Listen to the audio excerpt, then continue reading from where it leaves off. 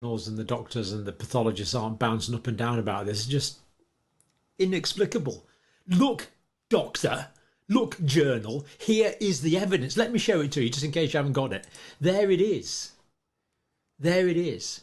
Explain that, because it's new. So senior research Bruce Rapley, one of the doctors, this is not just a big blood clot. This is a fundamentally different architecture. We're dealing with something new here. The profound deficiency in plasminogen is like a building a structure impervious to its future demolition. So there's no plasminogen to be converted to plasmin to break the clot down. So it's not broken down, it persists. And we've seen great big long versions of this that have been taken out of blood vessels in the embalming situation. It's designed to persist, or it persists. The elemental data confirms it's not just protein, it's a hybrid material our bodies are forced to make, but not equipped to clear. This holds a significant health implication.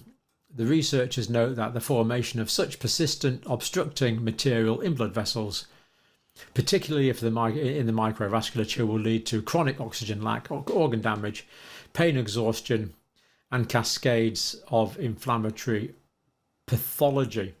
And of course, if they're big, it's inconsistent with life because it's going to block off the circulatory system.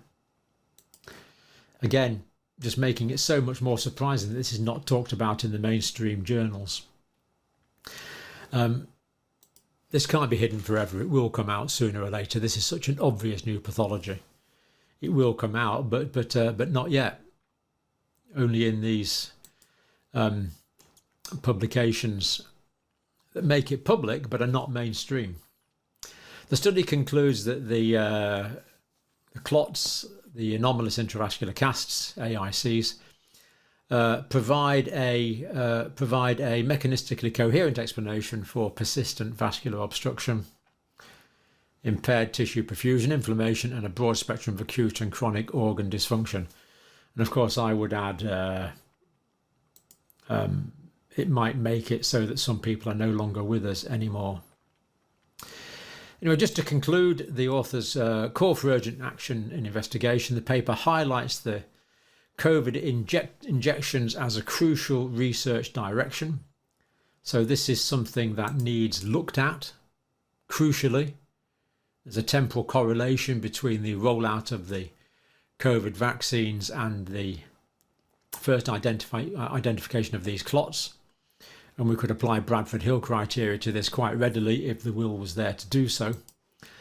If spike protein were demonstrated to provoke anomalous intravascular casts, this would raise serious implications not only for COVID pathophysiology but also for genetic platforms that include a sustained host manufacture of spike protein.